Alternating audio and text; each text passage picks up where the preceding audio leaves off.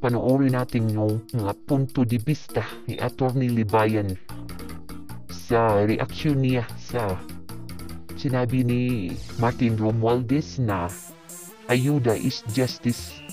Sinupalpal ito ni Atty. Libayan, mga boss, kaya panoorin natin. Di ba? May kanya-kanya na tayong definition ngayon. Mga kabatas natin, 2024 and we will be expecting more sa 2025. Yung mga ganyang klaseng palusot, mga kabatas natin. Unang-una, ano ang ginawa nila sa Tingog Party List? Kung saan nagdilitan din ng mga nagsabi dito na iba daw ang budget sa subsidy. Samantalang yung subsidy nakapaloob sa 2025 national budget.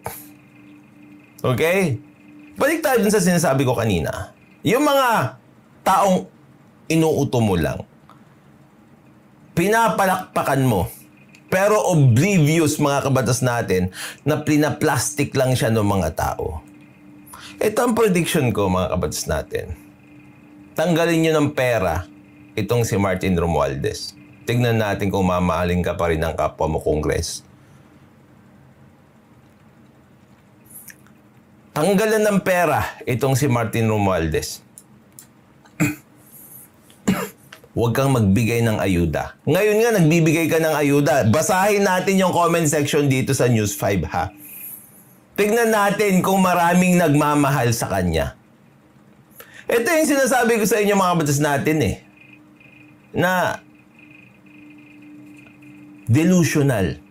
Ito kasi yung sinabi niya. Ayuda is not charity. It is justice. Siyempre nagulat ako. Ayuda is not charity? Di nga. It is justice? Saan ang hustisya doon? Okay? Well, syempre, baka mali na naman ako. Baka meron palang ginugol na definition nitong si Martin Romualdez. Tapos, ayuda pala is justice. Di ba? Let's falsify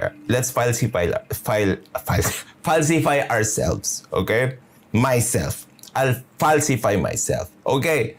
Tignan natin, mga kabatas natin, kung ano talaga ang ibig sabihin ng ayuda. Okay? Madaling typean lang yan. Ayuda. Meaning. Okay? Gagi, oo nga. Patay tayo. Ayuda is justice, sabi nga dito. Oh my goodness. Putik. Nabago na.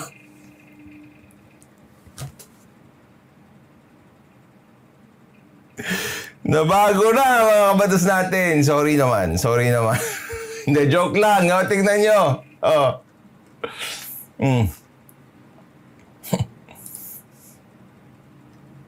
What does ayuda mean? Tagalog slang. Definition sa tagalog.com. Financial assistance, aid, help. Bakit walang justice? Mali yata. Ito, Spanish lang. Help, assistance. Asistensya. Pati sa Spanish, mga kabatas natin, help pa rin Hindi naman justice What language is ayuda? Spanish. What is... Oh my goodness. Institute of Development Studies. Ayuda is a Filipino word that means aid or assistance. Hindi pa nabago, Congressman Martin Romualdez. Oy!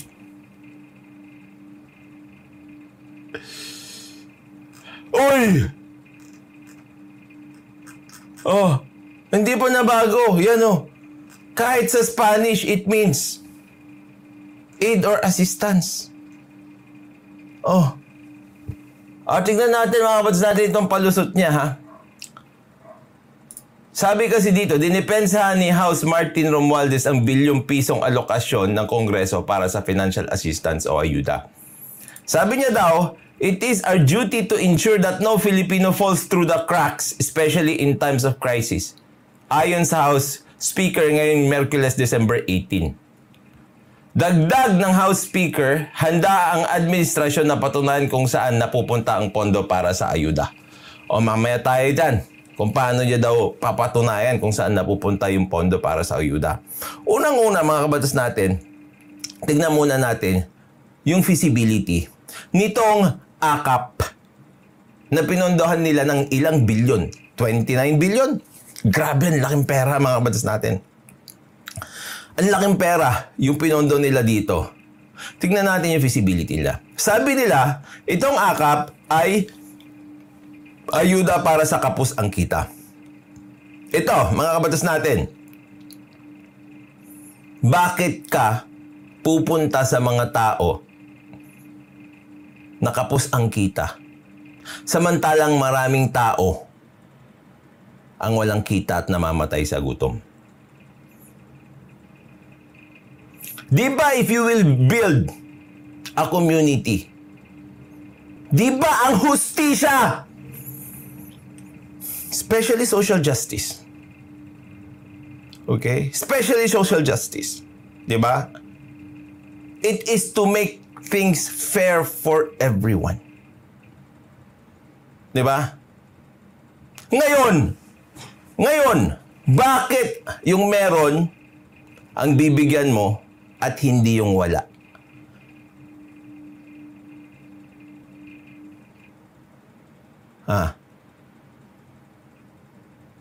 Meron taong, ito na lang.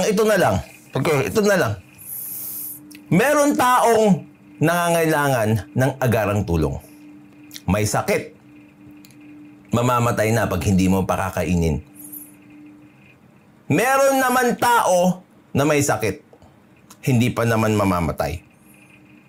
Gutom. Okay?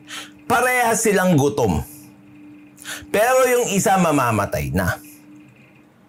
Kasi nga, yun nga, yung pulubi. Yun yung hirap na hirap sa buhay. Bakit ang pipiliin mong tutulungan, yung nagsusurvive pa?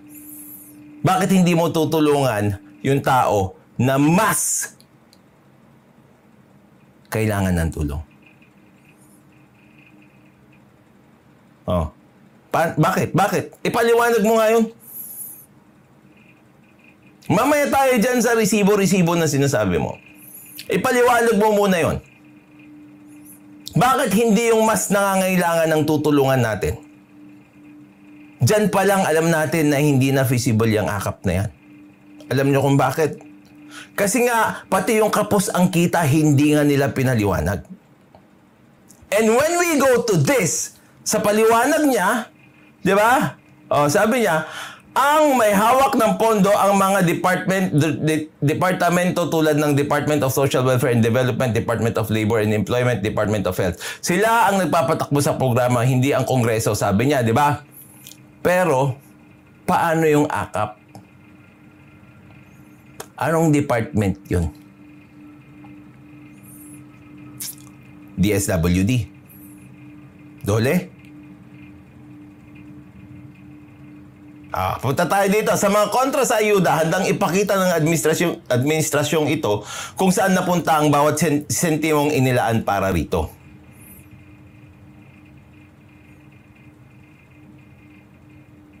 Okay? Paano? Dahil sa pagpirma ng mga tao na hindi mo man lang alam sa sobrang dami kung nangangailangan talaga ng ayuda o hindi. Diba? Pangalawa, ibibigay niyo sa mga tao para sa patronage politics, para sa pamumulitiko, para pagdating ng halalan, kayo yung iboboto. Diba? Sabihin niyong hindi. Please prove me wrong. Kung mali ako, bakit pa kayo sumasama dyan sa mall tour na yan? Kung mali ako, bakit panay ang sigaw? Panay ang sigaw nitong si Congressman Luis Tron na kung wala si Speaker! wala ang akap. Kung wala si speaker, walang AIX. Umuulan ng biyaya sa District 2 dahil kay speaker. O ngayon, patunayan mo sa akin na yun o hindi yun ang main purpose ng ayuda na yan. Kasi kung hindi yun ang main purpose ng ayuda na yan, I challenge you na huwag magpakita sa bigayan ng mga ayuda na yan. Sige. Prove us wrong. Totoo yung sinabi mo na lahat ng programang ito ay may totoong benepisyaryo. Naniniwala ako dyan. Barya lang naman yan kapag hinati-hati mo na eh. Di ba? Pero syempre, wag naman sana na habang buo pa, meron nang may ibubulsa. Sige, given na lahat ng programang yan ay may benepisyaryo. Sino? Wala ang parameters kung sino ang kapos ang kita. Wala ang definition yun. Diba? So, dalawang challenge. Una, kung totoong para sa mga Pilipino yan, hindi mo kailangan magpakita dyan. Kasi katulad ng PhilHealth, hindi kailangan politiko ang magbigay doon sa subsidy na binibigyan ng PhilHealth sa mga medical expenses nila. Yon para sa tao yon. Pangalawa, i-define nyo kung sino yung kapos ang kita. Kasi kahit ako, mas malaki ang kinikita ko sa normal na Pilipino, minsan kinakapos pa rin ako. Biwali lang ako ng kotse dyan. 2. Kapos na ang kita. Bigyan mo na ako ng kaakap. Kasi isipin mo, monthly ng sasakyan ko, 80,000 isa. Kapos na ang kita. Di ba? Eh, monthly ko pa lang, 160,000 na. O, tapos bibili pa ako ng maraming gamit sa bahay. Bibili ako ng bahay, kapos ang kita.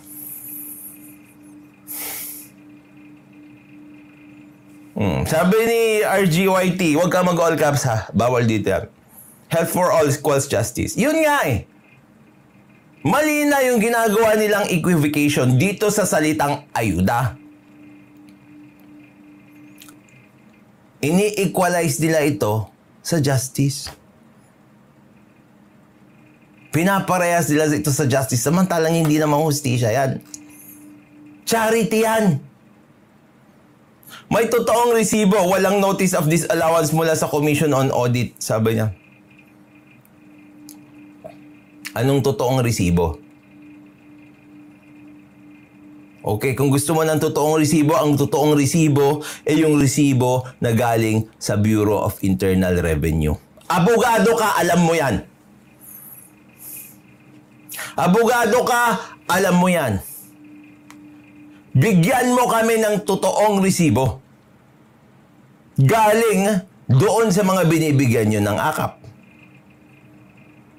Ang totoong resibo, yung may TIN number. At ito ay galing sa Bureau of Internal Revenue. Diba? Ipapaprint mo yun eh. Diba? Yung resibo mo? Oh.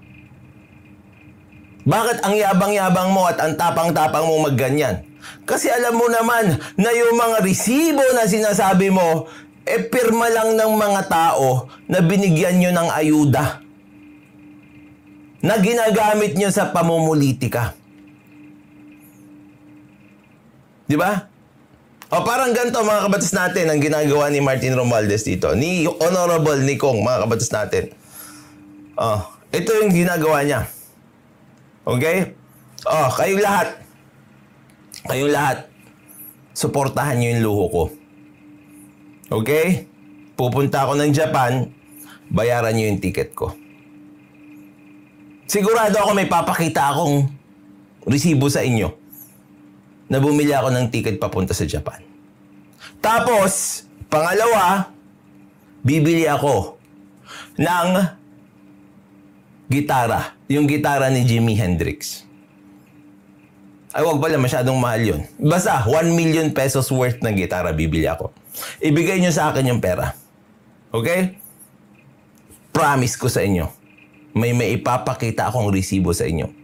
Promise ko sa inyo, gagastusin ko yon sa aking pagbabakasyon at sa aking luho sa gitara.